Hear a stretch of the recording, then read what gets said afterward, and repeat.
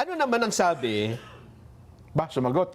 ni Senador Jinggoy? Siyempre, di ba? Sa punto na yan. Oo, para makita natin yung sagutan lang. Siyempre, oo. Kasi maaari namang sabihin na, naku po, Aligasyon lang yan. Oo. Ha?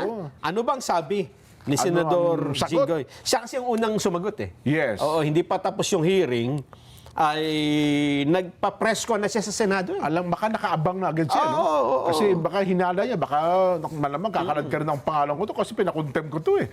Oo nga, ano? Di ba? Gagante. Oo. Sige nga po, panoorin natin.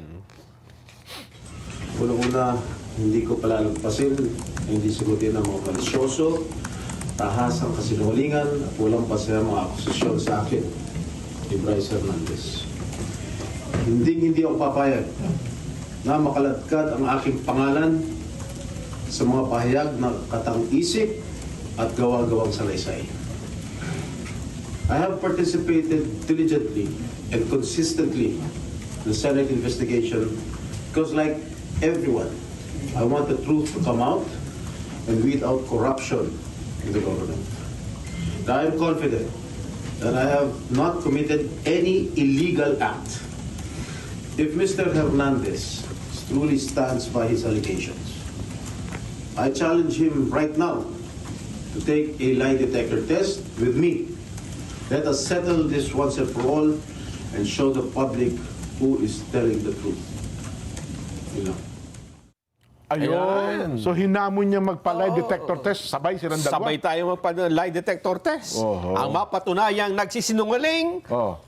putol. wala gano'n. Wala nga.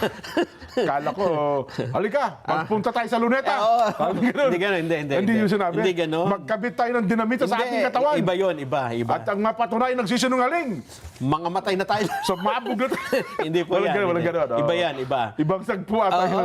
Oho. Ang isa pang ebidensya, kasi naghahanap di ba? Teka muna, Oo ano nga. bang ebidensya mo dyan? Baka Totoo naman bang- sinasabi mo lang na... Totoo bang magkakilala nga kayo Oo. dyan? Sabi kasi tinanong din yun eh. Oo, ang sabi kasi ni ang kausap talaga ni Senador Jinggoy ay hindi naman si Bryce Alcantara. Hindi, oo. Hindi yung kanyang boss, si Engineer Henry Alcantara. Henry Alcantara. Yes, Hindi si Bryce Hernandez. Si Bryce Hernandez. Hindi daw siya. Hindi.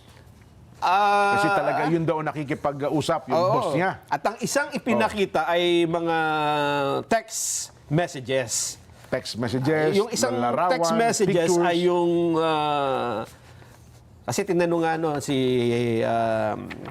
Alcantara kung totoo ba? Ano masasabi mo doon sinasabi ni Bryce na ikaw ang nagbibigay ng pera.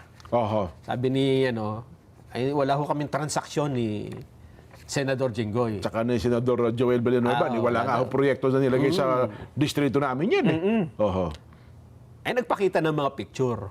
Ayun, na sila pala talaga, well, based sa pictures ay magkakilala. Oo. Sabi naman ni Senador Jinggoy, hindi, talagang inimbitahan ko naman lahat ng mga department. Umattend sa birthday ko. Dumat sa birthday niya, ginanap pa rin sa San Hotel yun, yung... Soler yata yan. So, yun, pangarap kong puntahan yung Soler eh. Ay, hindi tayo Ano pwede. ba meron dyan? Hindi tayo pwede, minor lang tayo. Ganun ba? Mga bata ba hindi Mga pa mapunta bata, dyan? hindi pwede. Wala, sayang Pag harangin ka ng polis niya, ganun. masyado ka pang bata dito.